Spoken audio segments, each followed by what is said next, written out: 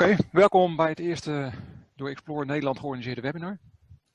Vandaag hebben we Dennis Korn en Matt Snar. Snar. I don't know how you... That's right. Yep. Yeah, okay. Matt Snar is from ZeroFOX en ze gaan een presentatie geven over cybersecurity. En dan met name in de context van social media. Ik zie dat iedereen al bijna gemute is. Het lijkt me handig om dat tijdens de presentatie te doen. Als er vragen zijn, gebruik de chat-functionaliteit. Als ze dan heel relevant zijn, dan kunnen we ze meteen behandelen. En anders dan doen we ze aan het eind van de sessie. Wat we ook willen doen is in de Xplor app aan het eind van het webinar een poll lanceren. En als jullie daar dan op willen reageren, dan zou dat heel leuk zijn. Dan kunnen we ook daarmee gelijk experimenteren. En ja, met deze mededelingen geef ik het woord aan jou, Dennis. Ja, dankjewel Bas. Matt, can you go to the next slide? Just for introducing myself. We are the Benelux partner of ZeroFOX. My role is, as you can see in the slides, Sales Manager Nederland.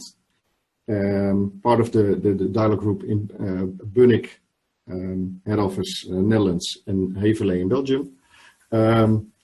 For this awareness webinar, I asked Matthew to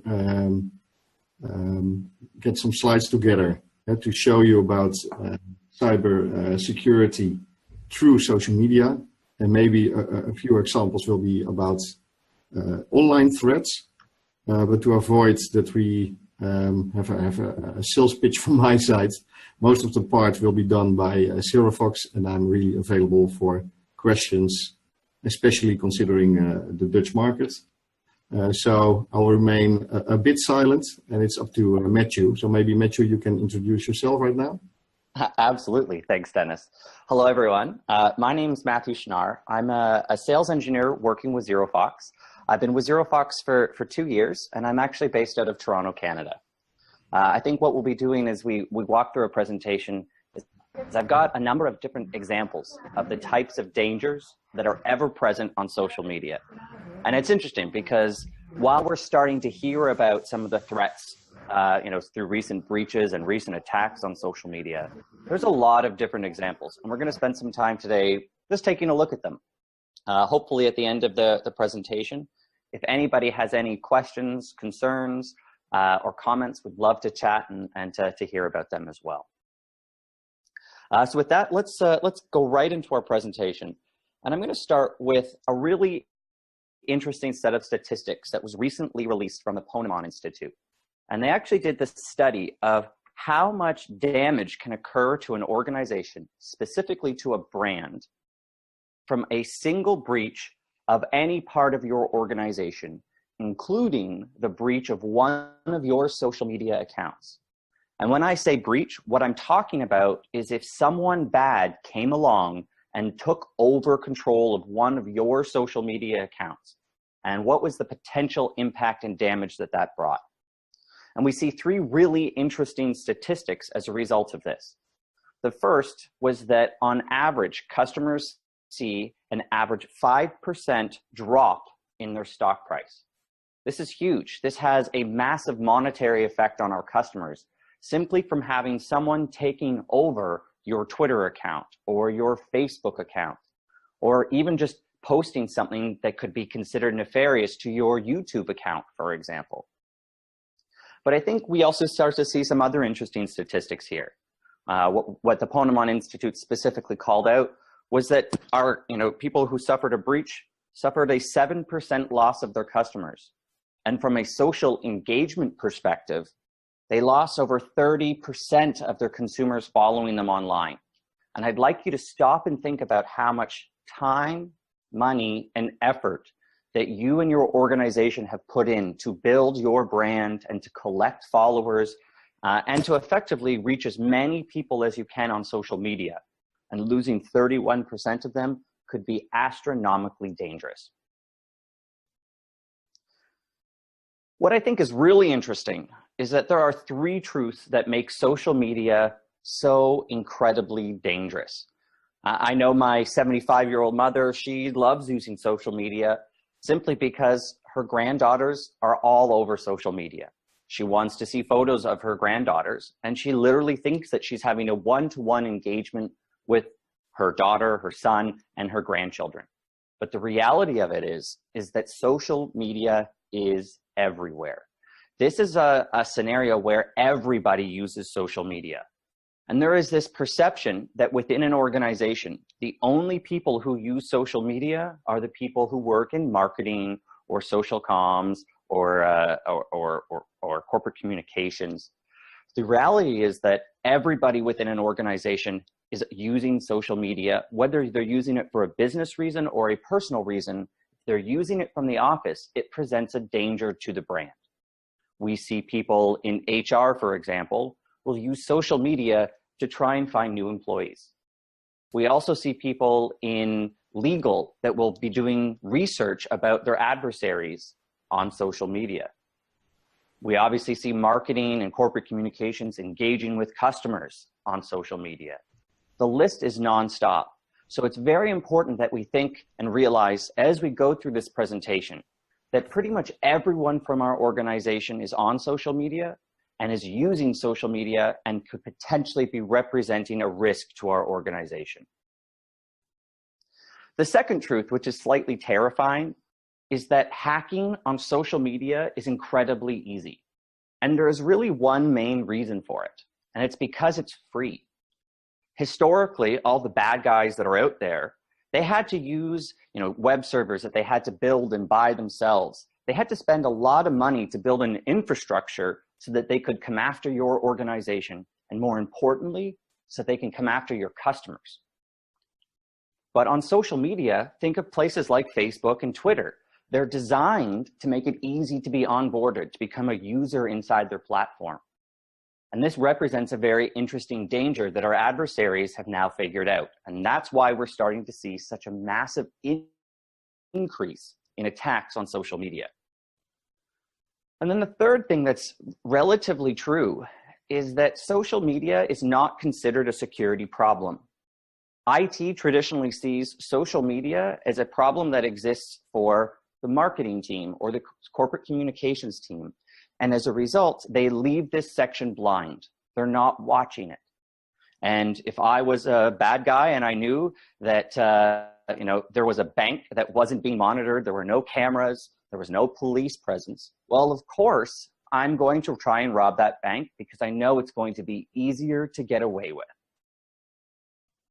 So with that in mind, let's go through about 6 different tactics that our adversaries will use against us on social media. So what we've got on screen is a simple conversation between a customer from NatWest and the NatWest organization. For those of you who are not familiar with NatWest, it's a bank that's headquartered in the United States. And here we could see at the very top, we've got a customer who said, hey, I just received a phone call saying NatWest, this is a NatWest number and I need to call them back on this specific number. Well, what's great is we can actually see a response from NatWest letting them know that that was a genuine telephone number. So we've had a very successful customer engagement right here on Twitter. The problem is that we actually have 2 responses from NatWest. One of them is real and one of them is fake. So we could see the real example. We already spoke about that. NatWest is confirming back to their customer that the number that they received is the legitimate number for NatWest. However, if we look at the response at the very bottom, it starts to become very insidious. In this case, someone stood up an impersonating account on Twitter and made it look like it was NatWest. They then responded and directly attacked that customer. You could see here they responded and said, hey, please follow this link and we're going to immediately enable fraud protection on your account. So this was a very targeted attack where someone was able to take advantage of someone's concern about being defrauded and was able to turn it around and use it to attack the customer of NatWest. Now, I'd like you to stop and think about that for a second. This is where someone is using the brand, the name, the recognition of NatWest to attack the customers of NatWest in a scenario that was specifically targeted to this one individual. That's what is so dangerous about social media, is that our customers can be directly attacked in very targeted attacks. And our very first tactic in this case is customer attacks. As a social media professional over my years and working with organizations like yours, we're only on social media to build our brand and to draw more customers in. And customer attacks tend to be the #1 attack that you see on social media, simply because our adversaries can leverage the money you've already spent to perpetrate their attacks, to perpetrate their crime. But customer attacks don't have to just take the form of a phishing attack or a coupon attack or an attack on airline tickets. It could easily be someone trying to post negative information or information that could get you in trouble from a privacy perspective as well. So it's incredibly important that we're monitoring our social channels for anything that's attacking our customers or anything potentially that our customers might say that might get us in trouble as well. There's a very interesting statistic. I'm sure we've heard of how many fraudulent accounts there are out on social media. But the reality of it is that scams specifically targeting customers are posted 3 times faster to social media than they're being removed. And hopefully this highlights how bad the problem is getting, because the problem right now is not getting easier, it's only going to be getting worse. Let's move on and take a look at another tactic. Here's a Twitter account of an individual named Marcello Claire. I have to admit, I had no idea who Marcello was when I first saw this hit the news, but I think this is going to resonate with you. What I eventually discovered with Marcello, he has over 155,000 followers. Well, Marcello is the CEO of Sprint, a telco company in the United States. And this time last year, there was a massive campaign of attacks against businesses and individuals from Turkish nationalists.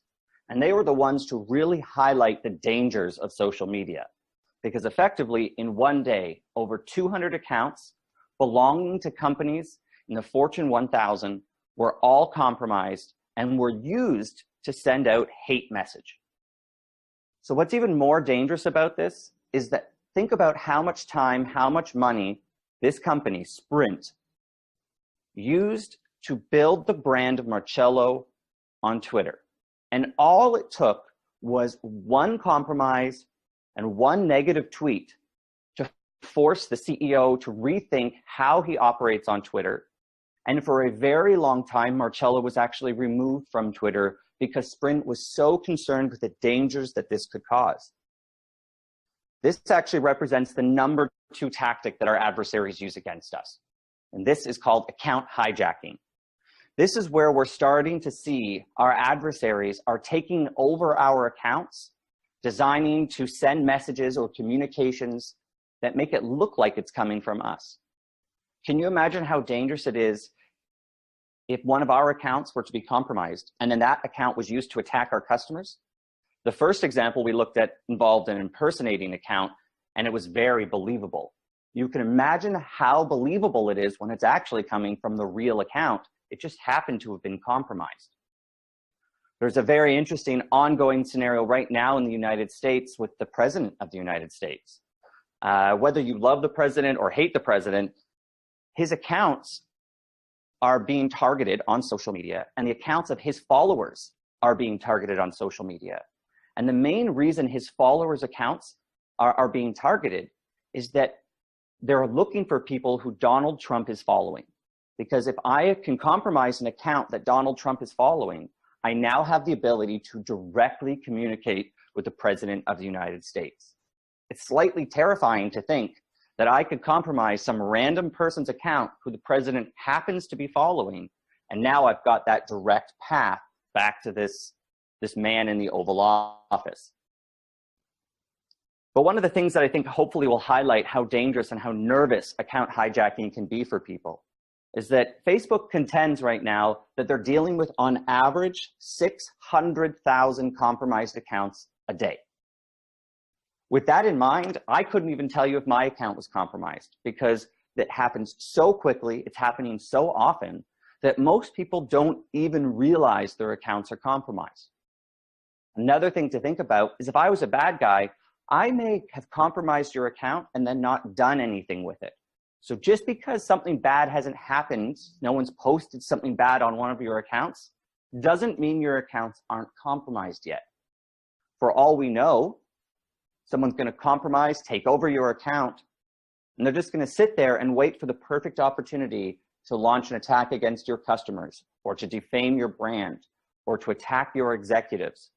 It really is sort of the wild, wild west, and we need to make sure that we're protecting ourselves as we're operating on social media.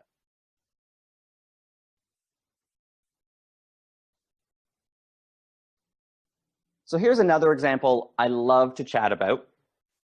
This one really sort of highlights the dangers of a very unique tactic, which is sort of the foundation of problems that occur on social media. But in this case, we've got someone who's posted to PayPal and said, hey, you guys are a joke. You're stopping me from using my PayPal account.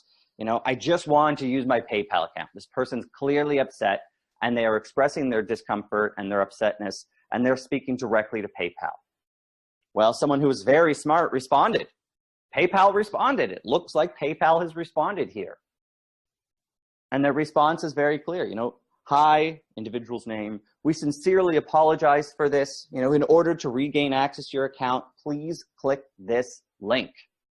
And this one is terrifying because this looks legitimate. The whole purpose of this was to impersonate PayPal in order to get the individual who was already upset, already looking for someone to help him get out of his problem. All you have to do is click a link.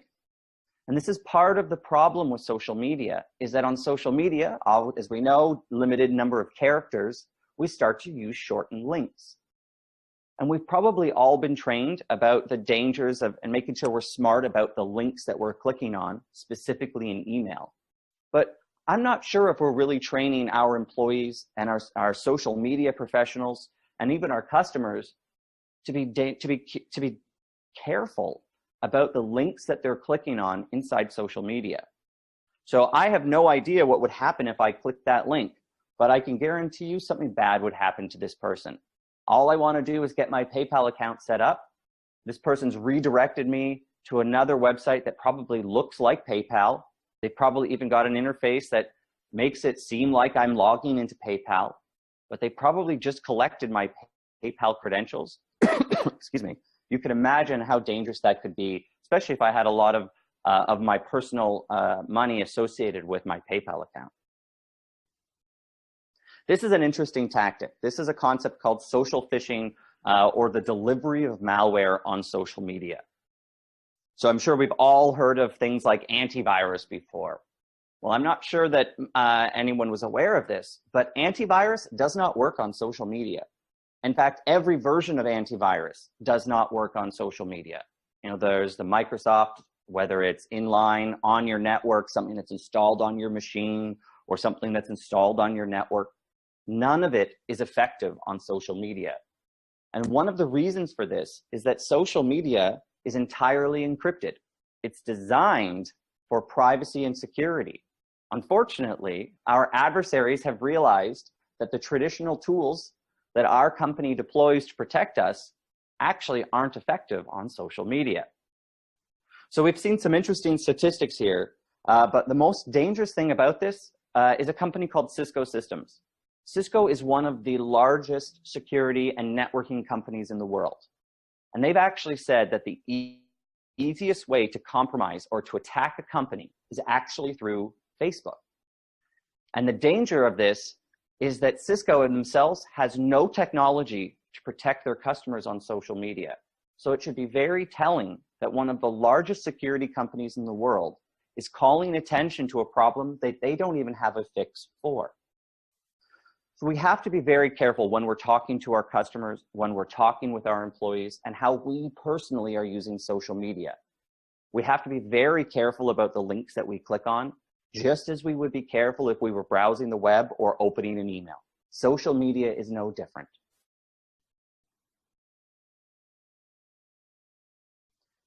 The next tactic that we're going to take a look at is a funny one, actually. And in the example we could see here, we've got 3 accounts associated with NatWest. And I urge you, if you could tell me the difference, or if you could tell me which one of these accounts is real and which one of these is fake. And the problem here is that you have to stop and look. You have to pay attention. So I'm going to call you back to my mother again. She's in her mid-70s. The only reason she uses social media is to engage with her granddaughters on social media. My mom isn't going to be able to tell the difference between these 3 NatWest accounts. The one in the center is the real account. This is the real help or customer support account for NatWest. The other 2 are not. However, there is engagement on these other 2 accounts. And this is how dangerous it could be.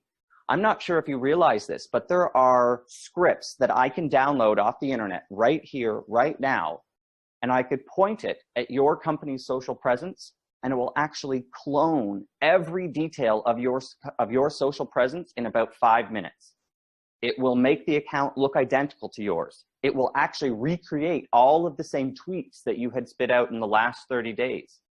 It even creates fake accounts so that it can populate it with the same number of followers as you have on your social media account.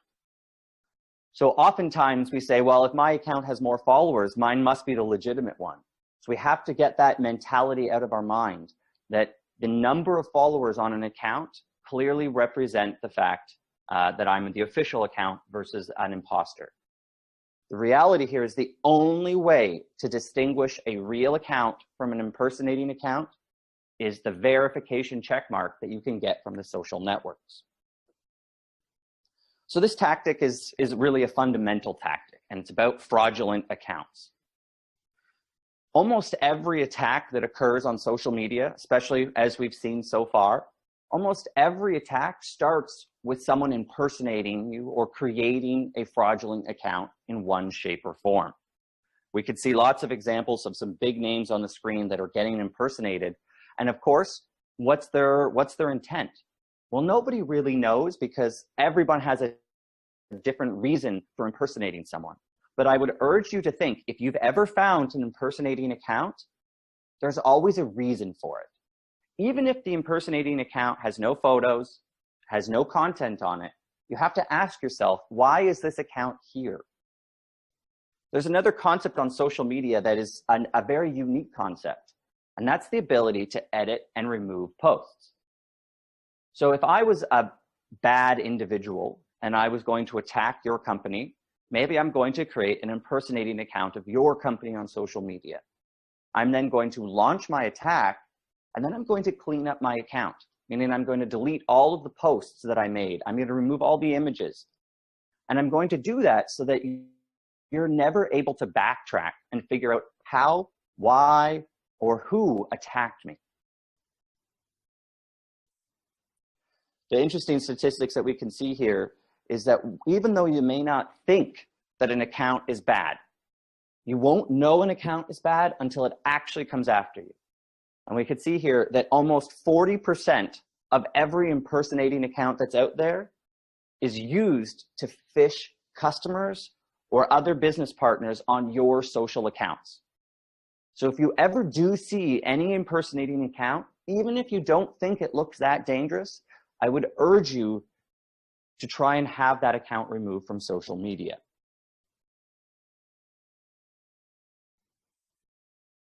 Let's take a look at another tactic, and I think this is an interesting one, especially as we start talking about GDPR and the impacts that GDPR may have with social. So here we've got a tweet. It comes from someone called the old CFO. So this guy is, the guy that manages the money for a big company, and he just tweeted out, had a board meeting, good numbers equal a happy board, meaning we probably are making a lot of money at my business. Well, I'd like you to think about this for a second. If you are a publicly traded company, you've actually just violated the law. This is a concept called insider trading. This is where our CFO has actually released information about the success of our business, potentially before he was allowed to do that. And a lot of times, people do not think that anything you post on social media has any connection to the real life. And I know we probably can chuckle when I say that, but I'm going to bring you back to my 75-year-old mother who knows not what she's doing on social media. She thinks that if she posts a picture of one of her granddaughters on social media, maybe of one of her granddaughters in the bathtub, that the only people who can see that are herself and some of her family. When in reality, it's pretty open to anybody to be able to see that, especially someone who doesn't understand how privacy settings work on social media. So this really is a tactic all about compliance risk. It's quite dangerous, actually, because in this case, this is where anything that you post to social media could get your business in trouble from one of the various laws or regulations or industry standards that your business must follow. If we start looking at things like GDPR, it starts to get even more dangerous. If one of your customers happens to post some sensitive information about themselves, maybe their phone number, maybe a photo of themselves onto one of your social accounts, well, now all of a sudden, that information is going to apply to GDPR. And you all of a sudden have to make sure that you're protecting that information. You have to make sure that you're making it available should they ask for it. So it's very important that you are aware that as you're engaging with your customers on social media, you're doing it in a safe fashion, but one that also abides by all the laws and regulations that your organization must adhere to.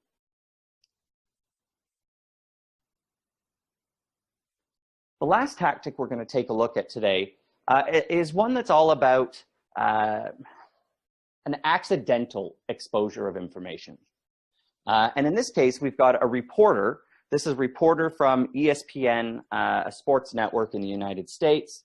And effectively, he's just talking about a player from a sports team called the Giants that said, hey, this guy had his right finger amputated today.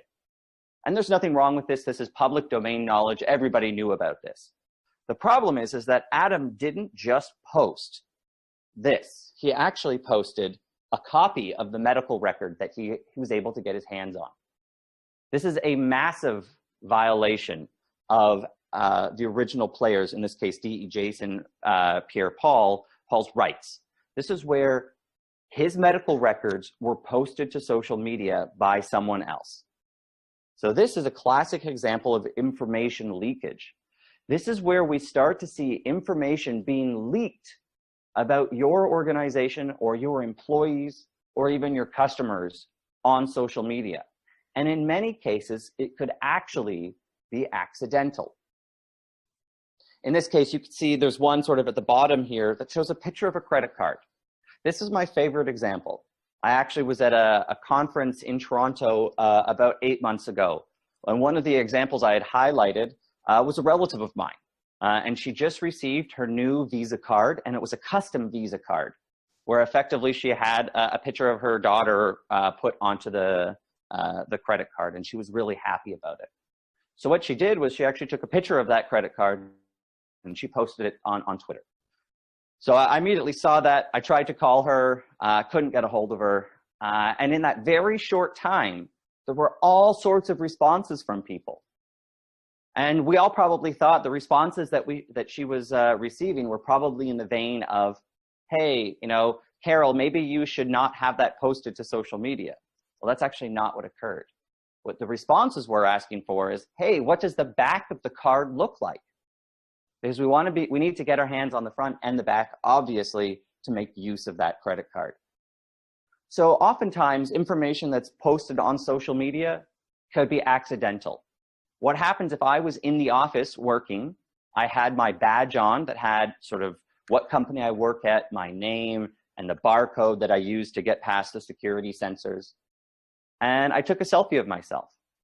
But not only did I take a selfie of myself so that my security badge was visible, it also included a picture of my screen that I forgot to lock before I posted it to social media. And maybe that included some very sensitive information about our business, our customers, our executives, our employees, or any of the above. While this is the last tactic, information leakage is the most common tactic. And the reason it's the most common is because it is the most unintentional. Many people do not realize that when you post something to social media, it's most likely going to be seen by someone else. And what I mean by this is I may have very, very secure privacy settings on my social media accounts. But the second I tag anybody else on a post that I'm working on, it uses the law of lowest common denominator. So while I may have very, very restrictive social media settings, the person I tagged may not. And which means that the post that I just made could easily be visible on their account or on their wall as well. So hopefully that was something for you to think about, because my personal grudge on social media is this accidental posting of information. So with that, there's always a light at the end of the tunnel. Yes, there are threats that are present on social media. Yes, that there are things that could happen to us. But that's true when you're on email. That's true when you're browsing the web. And that's why technologies like ZeroFOX exist. And this is the only slide I have on ZeroFOX in particular. And ZeroFOX does 3 things for our customers. First, ZeroFOX provides real-time visibility into the threats and problems that are occurring on social media. What that means is the second an impersonating account is created, ZeroFOX has identified it and brought it to your attention. It means the second someone posts a phishing link or attacks one of your customers or accidentally posts sensitive information to one of your social media accounts, ZeroFOX is going to identify it in real time. The next piece that ZeroFOX handles is the automation of all of this. ZeroFOX is designed to automatically analyze the petabytes and petabytes of information that exist on social media in real time. There is no other technology out there that is actively monitoring and automating actions on your behalf. And the automation really follows into the remediation side. And this is something that our CEO talks about a lot. And he says, well, for every dollar that you spend on social media to protect yourselves, visibility is probably worth 10 cents. The real value is in the remediation and protection. And ZeroFOX does this in 2 ways. One, ZeroFOX has a very strong relationship with the various different social networks. And we are very skilled at issuing takedown requests with those social networks. In fact, of all the people who submit takedown requests to the social networks, by far, the largest group of takedowns comes from ZeroFOX. Last year alone, for one Canadian company alone, ZeroFOX processed over 100,000 takedowns on behalf of this one company. 100,000. That's how bad their social environment was. On top of this, though, issuing a takedown takes time. I'm not sure if you've ever gone through the process of trying to issue a takedown with the social networks, but what we hear from our customers is that it can sometimes take between 2 to 8 weeks to have something removed from social media. But with ZeroFOX, we have the skill set, the expertise, and the relationships with the social networks to get this information removed as quickly as possible. So we don't track our success in weeks. We track our success in hours, and in some cases, days, depending on the social network. The last piece that comes along with remediation is the concept of protection. This is where ZeroFOX has worked with the social networks to allow us to embed ZeroFOX into your social media accounts so that we can actually take real-time action to protect your accounts. And what I mean by that is if we ever see someone posting a phishing link to your account, the system will block it and actually prevent that post from ever being posted to one of your accounts. If someone is accidentally posting information, whether it's one of your employees or one of your customers, ZeroFOX will be able to pick that up in real time, and we could actually choose to hide the post or delete the post so that we're still respecting the original person who posted it. Potentially, maybe you've got a customer who is posting a phone number to one of your customer support accounts and just said, hey, I'm having problems, can you please call me? Well, that's one of your customers sharing their private information to the world. So what ZeroFOX would do is identify that one of your customers just publicly posted some very sensitive information about themselves, and we would immediately hide it so that only you and your customer would be able to see that post so that you're still able to have a successful interaction with your customer online. I'm going to leave you with one last slide, and it's what I call the social media security checklist. These are the things that you can do right here, right now, to protect yourselves, protect your organization, protect your customers, protect your employees from the dangers on social media. Because I think at the end of the day, we don't want anybody to stop using social media. All we need to do is to make sure that we're doing it safely. And I'm going to focus on the first 3 examples because these are the things that anybody can do right here, right now. So the first is to identify your social media footprint. What that means is to go through an exercise and try and find every account that's out there on social media that is representing your brand. Oftentimes, people don't realize there's a lot of old and abandoned accounts that were maybe used by a former employee, and when they left, they took the password with them, so the replacement just created a new account on social media. But that account that's out there could easily be compromised because no one's watching it. And then you can imagine the things that that person could do with one of those old accounts.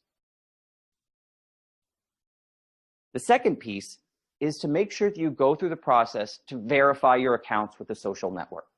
Almost all of the social networks out there have a verification process. Some of them are a lot harder to follow, some of them are easy to follow, but I promise you it is worth the effort to have your accounts verified. As I mentioned, I could literally clone any of your accounts in about 5 minutes.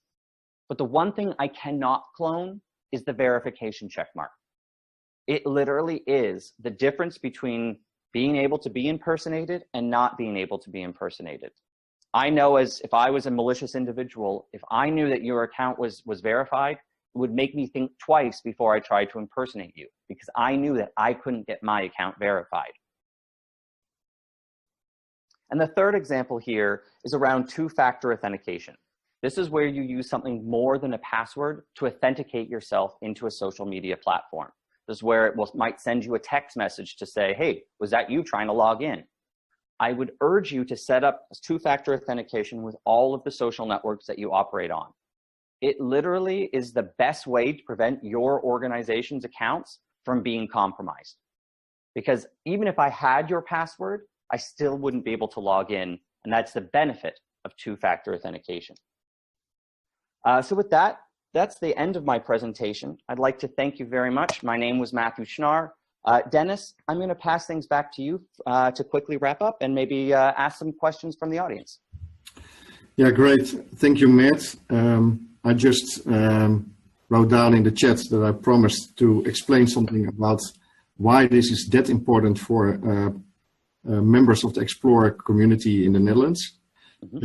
What we notice in the Dutch market is that a lot of organizations are struggling with email security, and in this email environment decide not to communicate anymore through email as a channel with customers. Yep. However, they do use email still as a channel, but only for pushing messages to customers and not in conversations. So if organizations have these kind of discussions and are considering to move away from email as a communications channel in a two-way communication way because of fear, for example, for phishing, be aware of the fact that only using social media and moving away communications to social media channels, whether it's on a timeline or through chat, it can be really risky without organizing yourself. And then you come to the second thing I want to explain, because I know that participants in this session, but also the members of the Xplor community, are in many organizations involved with conversations about these topics. It also has to do about ownership. Social media is not yet something which is in many organizations part of the domain where Xplor members are working in and responsible for. However, if you organize yourself and use technology for monitoring, protecting, but also for solving issues, then you should have an owner in the organization. And in many situations, that's a huge discussion. Who should own this? And of course, if it's about customer communications, I recommend that especially members of the Xplor community also take their responsibility or advice role, and say, okay, we have a responsibility to not only protect our organization, but also protect our customer. And that's why I think it's important to share this presentation and these slides with the members of the Xplor community. So Bas, many thanks for inviting us, because I really think, and I know, because I'm present in the Dutch market, that there is a lot of benefits to gain and a lot of protection we still can achieve in the Dutch market. And that's why I called the presentation, is the back door still open? This is something which is really below the radar of InfoSec teams. This is below the radar of social media, webcare teams of social media marketeers. But with the tactics, the threats you noticed in this presentation, hopefully you understand that that can be really a huge risk for your own organization. So that's what I wanted to ask. Maybe Bas, if you can moderate potential questions. I'm not sure if someone raised their hand or already dropped a question. So far, no one raised a hand and no one asked a question except for you. You not use the chat, nobody else. So I'd like to ask, anyone having questions for Matt or for Dennis? And if you have one, please unmute yourself and ask a question. We are a small group, so that should be possible.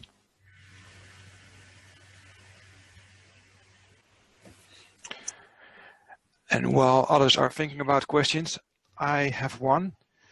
So you are talking about that ZeroFOX can monitor social networks. Is that all social networks, or are there some social networks that you cannot monitor? Yeah, that's a great question.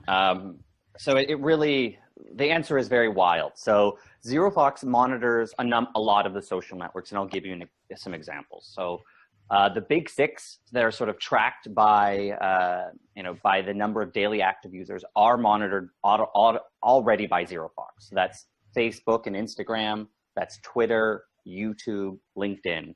And everyone laughs when I tell this one, but also Google+. Google+ is one of the largest unused networks in the world, but anybody who has a Gmail account has a Google+ account, which does represent a big danger. That being said, we also cover a lot of the international social networks that are out there as well. A lot of our businesses, of course, are global in nature, and we want to be able to interact with our customers in places like China and Russia. So ZeroFOX does support a broad number of international networks, but the two that I love to call attention to, obviously, is Weibo in China and VK in Russia. But we're not limited to that. ZeroFOX is also monitoring a vast number of other sort of what we call sort of minor social networks, like Reddit or Tumblr. If there are any sort of blogs or forums that are important to your industry or your vertical, if ZeroFOX doesn't support them, it's very easy to integrate them into ZeroFOX as well. So hopefully that answered your question. Yeah, sure. I'm not so into social media and so on. I don't use it myself. So maybe a stupid question, but WhatsApp, is that a social media thing that you can monitor, or because there is also a lot of one-on-one with companies coming up? Yeah, so I would absolutely love for Facebook to sort of open up WhatsApp. But unfortunately, Facebook has taken the position that nobody gets to monitor WhatsApp, which means that they don't even expose the information to ZeroFOX. As I mentioned, we have a very strong relationship with the social networks. But the one thing they will not do is open up WhatsApp to anybody. So that does represent a danger to your organization. So we're starting to see organizations looking to communicate with their customers on WhatsApp. And at the moment, there is no means to effectively monitor that. What that does mean is that if you are interacting with your business partners or your customers on WhatsApp, you must be extra careful because there really is no means to monitor it just yet. But hold tight, through the work that we're doing with Facebook and WhatsApp, we're confident that that will change, but that's going to take time. Okay, thank you for that. Maybe in addition, Matt, does this also apply for the Facebook Messenger chat? Yes and no. There are certain ways where we can actually see the content of Facebook Messenger chat. Facebook themselves takes the same position as they do with WhatsApp, where the Messenger chat that occurs on a personal account is not observable by us. They do not share sort of the content there. However, there is Facebook Messenger that can be used by a business. And when it is used by a business, then there are API keys that we can get that allow us to monitor Facebook chat or Facebook Messenger. Of course, my question was a little bit on purpose because I know that Facebook wants companies to move from WhatsApp to Facebook Messenger. Yep. And that's why they offer this probably more in a secure environment and not WhatsApp. But absolutely. Definitely the Netherlands is really a WhatsApp country. A lot of traffic through WhatsApp, also from companies. So it's really important to explain this to Xplor members, because I know that they are also involved in conversations in their organizations about WhatsApp as a channel. Yep, and that's absolutely fair. It's interesting. I think the longer someone has a phone number associated with them, the more WhatsApp scams I feel like you get sent. I feel like on WhatsApp I receive probably 1 or 2 scams a week that just randomly come in through WhatsApp. So Facebook knows that this is a problem, and I think we've started to realize that Facebook is not going to solve the problem as fast as we would like them to solve it. So I personally am doing my best to stay away from using WhatsApp, but it's going to be difficult for me to do that. But until Facebook decides to open up the platform and allow it to be monitored, or they themselves start to fix that problem, WhatsApp will continue to be a very dangerous, private, encrypted, secure communication path that has very little monitoring capabilities. Yeah.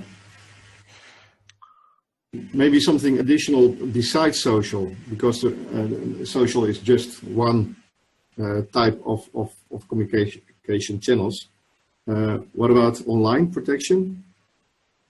Yeah, so if your organization operates a website, which I'm sure most people do, one of the things that ZeroFOX is able to do is to monitor what's called domain registrations. And what that means is if anybody is registering a domain that looks like it's the name of your company, ZeroFOX is also able to identify that and be able to issue takedowns against those domains. So for example, I might create a PayPal site that's called paypal-support.com. Well, of course, that might not be owned by PayPal, but someone just registered that domain so they could build a website associated with it. That's one of the things that ZeroFOX is able to provide for our customers, to be able to monitor as these domains are getting registered, to see if people are trying to impersonate you, not just on social media, but also out on the World Wide Web as well. Okay, I see Peter raised his hand.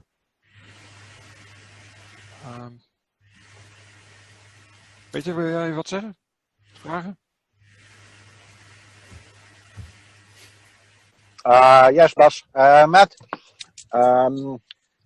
you were mentioning that you can't connect to WhatsApp. I was immediately thinking about Telegram.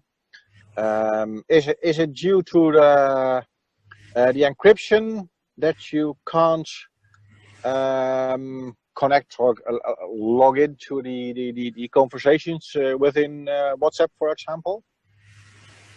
So the encryption is one, it stops us from doing what's called a man-in-the-middle attack to be able to snoop on traffic. So that's the encryption piece. And there are a lot of companies that have decryption technology. However, if we did that as ZeroFOX, we would get ourselves in a lot of trouble with Facebook, because Facebook's terms of service, specifically WhatsApp, says that you're not allowed to intercept their traffic. The way how we currently do all of our monitoring is through proprietary APIs that we've built with the social networks. which means that they are acknowledged that they're giving us this information. They're they're choosing to allow access to specific information by ZeroFOX. So if we were to do a man-in-the-middle attack to be able to read that WhatsApp communication, that would be very detrimental because we would actually be violating the terms of service of WhatsApp in this case. And this is actually a really important point, is that there are two ways to monitor these social networks. One is through working with the social networks and having them expose APIs and information sharing with them. That is the only legal way of monitoring social networks. The other way is through something called screen scraping. And that's where you're running scripts that sort of use the social networks. That's where they're actively logging into social platforms and they're clicking around and they're doing searches inside the platform. That's actually against the terms of service of the social networks. And that will actually get you banned from the social networks if you ever attempt to do that. So while there could be ways to monitor some of these closed, more dangerous social networks, we actually can't monitor them because if we did, we would have to be violating the terms of service. So now you can hopefully start to understand why things like WhatsApp is so dangerous.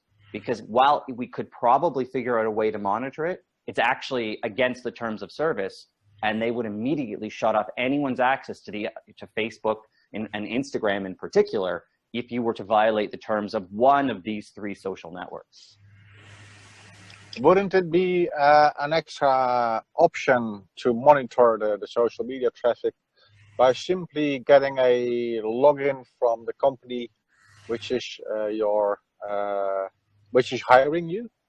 For example, if I use support@xerox.com as my social media account, I can give you access to the support@xerox.com account, and then you can monitor all my traffic. Absolutely, 100%. I will say that there are privacy implications that come from doing that. Serious privacy implications. It's not something we do on a regular basis. It tends to be something we only do at a government level. But if a business does wish for us to do that, that is an option.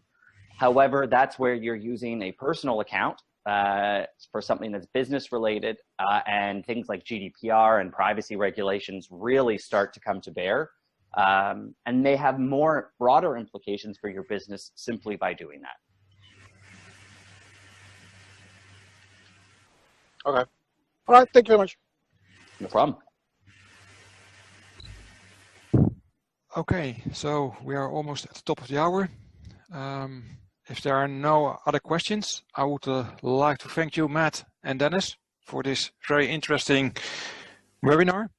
It brought a lot new for me. I was not aware of all those things. A few I knew, but the majority not. So at least I learned a lot during this 1 hour meeting. And I hope that it will also be the case for a lot of other persons within Xplor. One last thing before I really close. All attendees, please go into your Xplor app and check the poll. You can find it in the menu. It's now almost in the top. There are 4 questions open. Every response that you give is anonymous, so you can give any answer that you like, but please try to be honest so that we can learn from it. So, Matt, thank you very much. Thank you. Especially for waking up that early. Not a problem. Thank you very much for hosting us today. It was my pleasure. Okay, thank you very much. Dennis, also very much. Thank you. Graag gedaan, Bas. Dankjewel. Tot ziens. We zien elkaar later.